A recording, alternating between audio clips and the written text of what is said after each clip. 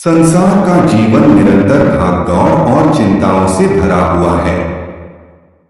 मनुष्य बाहर की दुनिया में इतना उलझा रहता है कि अपने भीतर की शांति को भूल जाता है। ध्यान ही वह साधन है जिससे मनुष्य बाहर की हलचल से हटकर भीतर के दिव्य केंद्र को पा सकता है। मन की चंचलता। मन सदा बाहर दौड़ता है, कभी इच्छाओं की ओर, कभी यादों की ओर, कभी भविष्य की चिंता की ओर।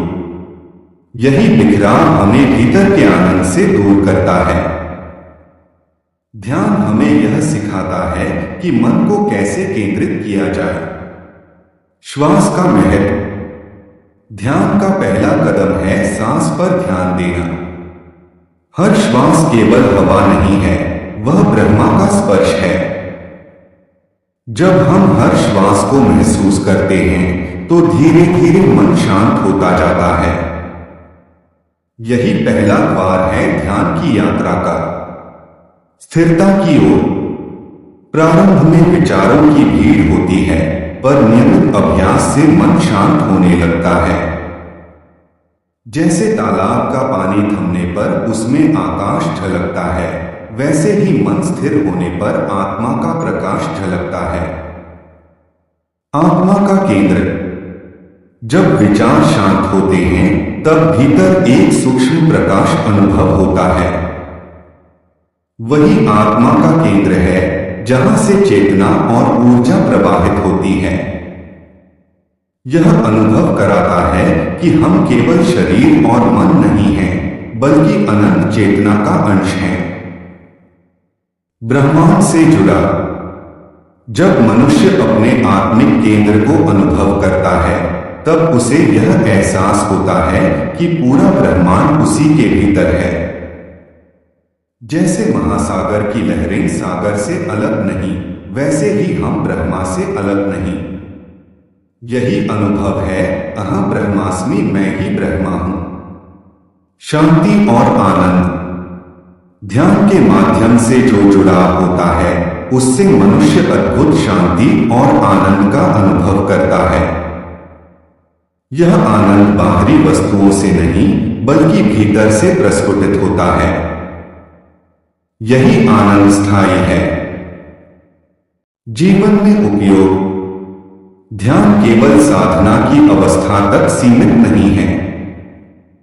जब हम भीतर स्थिर होते हैं तब हमारा बाहरी जीवन भी संतुलित और शांत हो जाता है।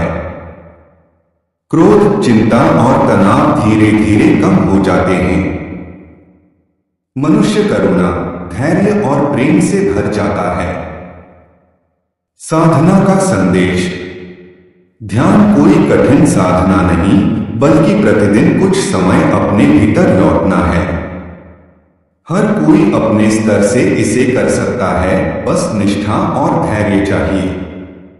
यही मार्ग है आत्मा और ब्रह्मांड से एकाकार होने का। नींद और मन की यात्रा। जब मनुष्य सोता है तब शरीर तो विश्राम करता है, पर मन पूरी तरह शांत नहीं होता। कभी वह भूतकाल की स्मृतियों में चला जाता है, कभी भविष्य की कल्पनाओं में, तो कभी अनजानी जगहों पर स्वप्नों के रूप में भटकता रहता है। यही कारण है कि सुबह उठने पर कई बार थकान महसूस होती है, क्योंकि मन रात भर भटकता रहा। ध्यान का अभ्यास मनुष्य को यह सामर्थ्य देता है कि धीरे धीरे मन को नियंत्रित किया जा सके। जब हम सोने से पहले ध्यान करते हैं तो मन स्थिर होने लगता है, स्वप्न कम होने लगते हैं और नींद गहरी तथा शुद्ध हो जाती है। ध्यान से मनुष्य यह समझ पाता है कि मैं मन नहीं हूं, मैं उस मन का साक्षी हूं। यह समझ ही मन को उसकी भटकन से रोक देती है और आत्मा के केंद्र से जोड़ देती है। इस स्टोरी से हमें क्या प्रेरणा मिलती है? इस पूरी यात्रा से हमें यह गहरी प्रेरणा मिलती है कि सच्चा सुख और शांति बाहर की वस्तुओं, संबंधों या परिस्थितियों में नहीं, बल्कि हमारे भीतर छिपे आत्मिक केंद्र में है। मन की चंचलता और भटकन ही अशांति का मूल कारण है। जब हम ध्यान द्वारा मन को केंद्रित तो भीतर एक दिव्य प्रकाश और शांति का अनुभव होता है।